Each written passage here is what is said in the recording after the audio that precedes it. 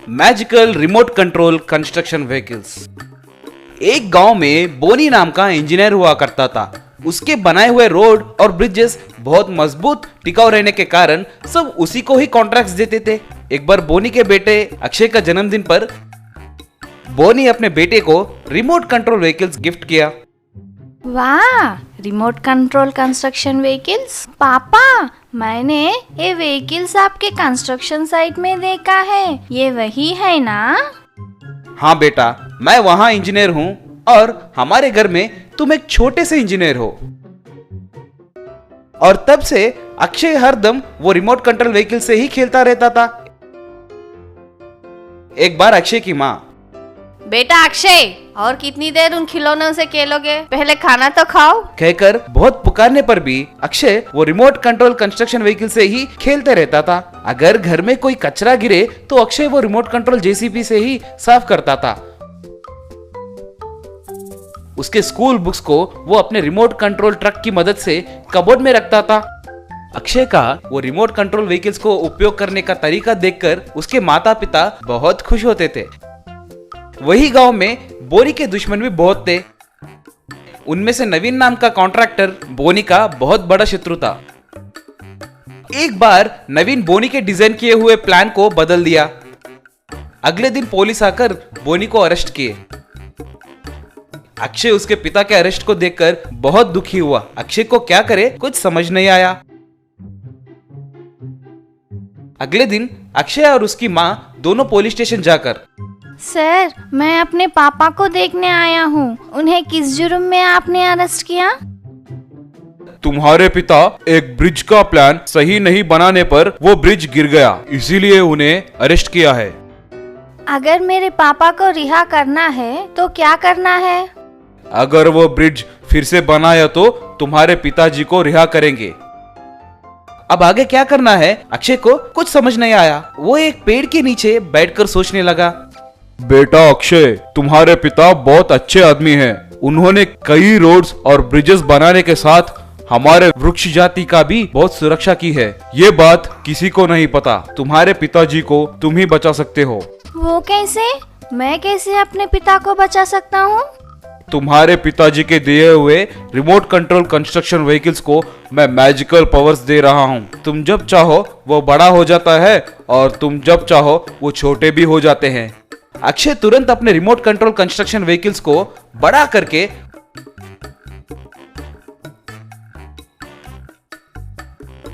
उसके मदद से वो ब्रिज को फिर से बनाया।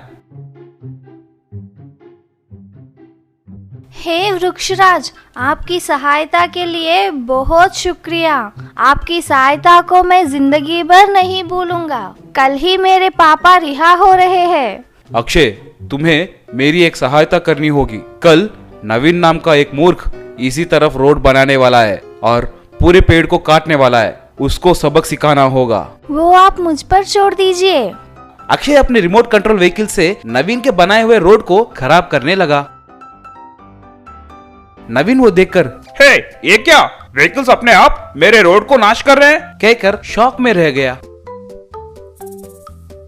नवीन तुरंत पुलिस स्टेशन जाकर एसआई से, सर जी, कुछ कंस्ट्रक्शन व्हीकल्स अपने आप मेरे डाले गए रोड्स को नाश कर रहे हैं सर।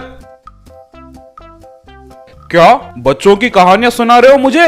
ऐसे कहीं हो सकता है क्या? तुम्हारी वजह से गवर्नमेंट प्रॉपर्टी का नाश हुआ है, इसका तुम ही जिम्मेदार हो। इस वजह से हम तुम्हें अरेस्ट कर रहे हैं, कहकर उसे जेल में डाला। Magical cashew nut tree. एक गांव में भूषण कहकर एक मिठाई वाला रहता था। उनके पास एक छोटा सा घर और 1 एकड़ का काजू का खेत के अलावा और कुछ नहीं था। जो भी उसके साथ था उसके साथ खुशी से जिंदगी गुजारने लगा। उसी गांव में गोविंद कहकर एक व्यापारी रहता था। वो बहुत लालची था। वो लोगों को पैसे उधार देता था और वापस में गलत गणित दिखाकर ज्यादा पैसा वसूली करता था। एक बार भूषण के बेटा सिद्धार्थ उनके काजू के खेत में काजू के पेड़ के ऊपर चढ़कर खेल रहा था तो अचानक से उनका पैर फिसलकर पेड़ से नीचे गिर गया था। मुझे लग गया, कहकर चिल्लाने लगा। तुरंत भूषण भागते हुए आकर उसे हॉस्पिटल में भर्ती किया। तब डॉक्टर उनका जांच करके, देखो भूषण जी, आपका बेटा का पैर टूट गया है, हमें तुरंत इसका ऑपरेशन करवाना है, आप जाके पैसों का इंतजाम कीजिए। डॉक्टर साहब, ऑपरेशन के लिए कितना खर्चा होगा? ऑपरेशन के लिए कम से कम 3 लाख खर्चा होगा। डॉक्टर साहब, आप ऑपरेशन की इंतजाम कीजिए, मैं जाके पैसे लेके आता हूं, कहकर घर गया। घर में अलमारी खोलकर उनके पास जो पैसा था वो सब गिनने लगा। गिनने के बाद भूषण, अरे ये तो काफी नहीं होंगे, हमारे पास तो बहुत कम है, आपके अब हमको पैसे कौन देता है, कहकर सोचने लगा था। तुरंत भूषण गोविंद के पास गया और गोविंद से, गोविंद साहब, मुझे 3 लाख की जरूरी है, मेरे बेटे का ऑपरेशन करवाना है, अगर आप देंगे तो मैं आपको बहुत जल्द ब्याज के साथ वापस देता हूँ। ऐसा क्या? अरे रे रे रे रे, मैं देता हूँ, रुको, कहकर उनको तुरंत 3 लाख रुपए दिया।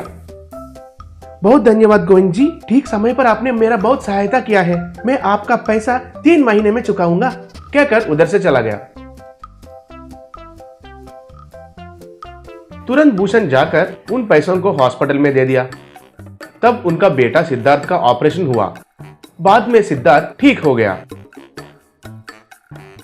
एक बार गोविंद भूषण के घर आया। गोविंद जी, बाहर आइए, कहकर पुकारा। तब उनका बेटा, डैडी घर में नहीं है अंकल, आपको क्या चाहिए बताइए। तुम्हारे पिताजी ने मेरे पास 3 लाख उधार लिया है, 3 महीने में चुकाऊंगा कहकर लिया। 3 महीने हो गए हैं, अब तक 1 रुपए भी नहीं चुकाया।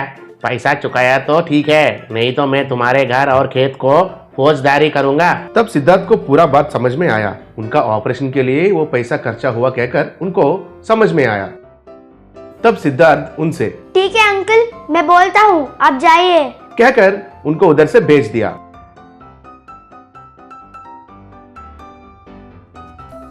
उस शाम को वापस आए हुए उनसे पिताजी से सिद्धार्थ, पिताजी सुबह गोविंद जी आए थे, कल तक पैसे भरने के लिए बोले, नहीं तो हमारे घर और खेत को फौजदारी करेंगे कहा। वही मुझे समझ में नहीं आ रहा है बेटा, सुबह से लेके पैसों के लिए ही घूम रहा हूँ, वो 3 लाख कहाँ से चुकाना है ये नहीं पता चल रहा है बेटा। उसके लिए हमारे खेत और घर को बेचना ठीक नहीं होगा। कल हमारे खेत में काजू काटने के लिए आ रहे हैं, उन सबको बेचा भी 1 लाख रुपए ही मिलेंगे, अब क्या करना है, कहकर दुखी होने लगा।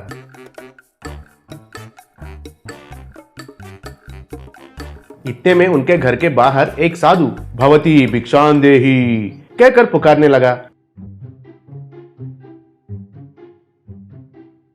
तब भूषण और सिद्धार्थ दोनों बाहर आकर देखे। भूषण साधु से, स्वामी जी, हमारा घर का हालत बुरा है, इसलिए मैं आपको कुछ नहीं दे पा रहा हूँ, मुझे माफ कीजिए। तब सिद्धार्थ स्वामी जी से, स्वामी जी रुकिए, मैं अभी आता हूँ, कहकर उनके बगल वाले खेत में जाकर उनके काजू के पेड़ से कुछ काजू तोड़कर उन्हें लाकर स्वामी जी को दिया। तब स्वामी जी उन काजू को खाकर बहुत खुश होकर सिद्धार्थ से, बेटा सिद्धार्थ, घर में कुछ भी नहीं है, लेकिन तुम्हारे चालाक दिमाग से मेरे पेट को भरा। ये काजू का पेड़ मुश्किल समय में तुम लोगों की मदद करेगी, कहकर उधर से चला गया। बाद में दोनों खेत में जाकर देखे तो पूरा खेत काजूओं से भर गया था।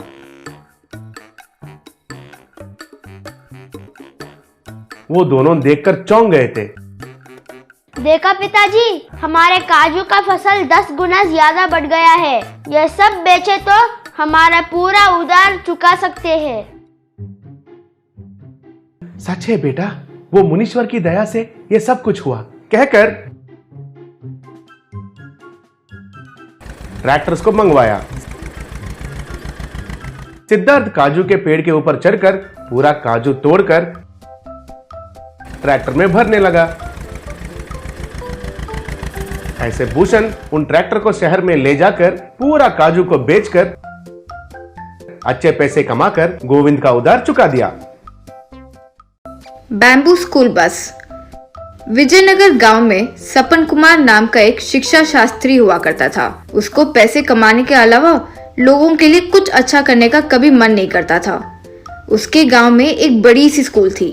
लॉकडाउन के बाद स्कूल को ओपन किया तो सपन कुमार यही अवसर सोचकर स्कूल फीस बहुत बढ़ा चुका था। गांव के ज्यादातर लोग गरीब थे। वो लोग इतनी फीस देने के बाद उनके बच्चों को पढ़ाने की स्थिति में नहीं थे। क्या करना है कुछ समझ नहीं पाए तो उस दिन सब लोग चौपाल के पास इकट्ठा हुए। धीरज कुमार गांव में किसी को भी परेशानी हो तो उनके साथ खड़ा रहता था। धीरज भैया, वो सपन कुमार ने स्कूल फीस बहुत ज्यादा बढ़ाया है। हमारी सारी पूंजी लगाकर भी हम बच्चों को नहीं पढ़ा सकते। पहले ही लॉकडाउन की वजह से बच्चों का 1 साल बर्बाद हो गया है। हमारे गांव में एक सपन कुमार का ही स्कूल है। हमारे पास कोई रास्ता नहीं है। हम मरकर भी उसकी बढ़ाती हुई फीस भरकर उसी स्कूल में पढ़ाएंगे, ये उसे पता है। हम सब जाकर सपन से सीधा बात करेंगे। चलो। सपन के पास जाने के बाद, सपन जी, हमारे गांव में आपकी एक ही स्कूल है। आपके स्कूल के सिवा हमारे बच्चों को पढ़ाने का कोई तरीका नहीं है। आप हमारी परेशानी समझकर फीस कम कीजिए। दया करके इसके बारे में सोचिए। तब सपन ने निर्दय होकर कहा, 1 साल के लॉकडाउन के बाद मुझे बहुत नुकसान हुआ है। उस नुकसान की भर्ती करने के लिए मुझे फीस बढ़ाना ही होगा। आपकी मर्जी हो तो आपके बच्चों को हमारे स्कूल में भर्ती करवा सकते हैं, वरना चाहो तो घर पर बिठा दो। अब तक बच्चों का 1 साल बर्बाद हो गया है जी। आप ऐसे बात करोगे तो कैसा चलेगा? फीस कम नहीं होगी। जाओ, जिससे शिकायत करना है करो। जाओ, निकलो। ऐसे चिल्लाया। लाचार होकर सब लौट गए। गांव के लोग, धीरज, सब चौपाल के पास इकट्ठा हुए। अब क्या करेंगे हम? हमारे बच्चे पढ़ लिख सके ऐसा कोई अवसर नहीं है। दुखी होकर कहे, अपने गांव में एक गवर्नमेंट स्कूल आ गई तो ये समस्या ही नहीं रहेगी ना। कल ही जाकर एजुकेशन ऑफिसर से मिलकर अपने गांव में एक गवर्नमेंट स्कूल बनाने की अर्जी करते हैं। बहुत अच्छी सोच है भैया, हम कल ही सब जाकर ऑफिसर से मिलते हैं। गांव वाले और धीरज ऑफिसर से मिलने गए। आप हमारे गांव में एक स्कूल बना दीजिए। प्राइवेट स्कूल की फीस भर के बच्चों को पढ़ाए, उतनी हैसियत हमारी नहीं है। आप ही हमारे परेशानियों का हल निकालें और बच्चों का भविष्य को सुधारें। अभी कुछ दिन पहले ही आपके पास के गांव में स्कूल बनाया है। इतनी जल्दी फिर से बनाना हो तो मुश्किल है। आपके बच्चों को वो नई स्कूल में एडमिशन दिला दो। फीस देने की भी जरूरत नहीं है। आने वाले साल में आपके गांव में ही स्कूल बना देंगे। शुक्रिया ऑफिसर जी, बच्चों की पढ़ाई के फीस से बचाने के लिए बहुत शुक्रिया। पास के गांव तक बच्चों को कैसे भिजाएंगे भैया? हमारे गांव और उस गांव के बीच लंबा नदी जो है उस पे पुल भी नहीं है। बच्चे कैसे जाएंगे? फीस की समस्या तो दूर हो गई ना। बच्चों को उस गांव तक सुरक्षित पहुंचाने के लिए मेरे पास एक उपाय है। चलो बताता हूँ। सब लोग विजयनगर के लिए निकल गए। विजयनगर पहुंचकर सब औरतें, आदमी, बच्चे, बूढ़े सब चौपाल के पास इकट्ठा हुए। तब रत्नाबाई नाम की औरत ने कहा, धीरज भैया, दूसरे गांव में बच्चों को स्कूल कैसे भेज पाएंगे? अगर स्कूल गांव में ही हो तो हम ही अपने बच्चों को स्कूल तक छोड़ते और लेकर आ जाते। आप नाव की व्यवस्था भी करोगे तब भी हमारे यूं बच्चों को इतना दूर भेजना बहुत मुश्किल होगा। आप लोग परेशान मत हो। हम सब मिलकर बच्चों के लिए बैम्बू से एक बस बनाते हैं जो रास्ते पे भी चल सकती है और पानी के ऊपर भी तैरते हुए जा सकती है। बच्चों को आपके घर आकर पिक करेगी, फिर नदी के ऊपर तैरते हुए जाकर पास के गांव तक लेकर जाएगी। आज रात ही हम सब बस को तैयार करेंगे। बहुत ही बड़ा उपाय है भैया। सबको बुलाकर काम शुरू करते हैं। उस रात को सब मिलकर बैम्बू बस तैयार किए। गांव वालों ने बच्चों को उस बस में बिठाया। बस जैसे ही चलने लगी सब खुशी से देखने लगे। वो बिना डूबे उसमें बैठे बच्चों को दूसरे गांव के स्कूल तक लेकर गई।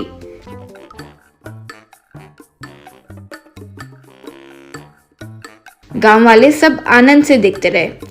तभी वहां एजुकेशन ऑफिसर भी आ गए। धीरज जी, आपकी होशियारी और लगन के लिए गवर्नमेंट ने आपको ग्राम रत्न अवार्ड देने की सोचा है और उस सपन कुमार का स्कूल लाइसेंस भी रद्द कर दिया है। तब सब लोग खुश हो गए।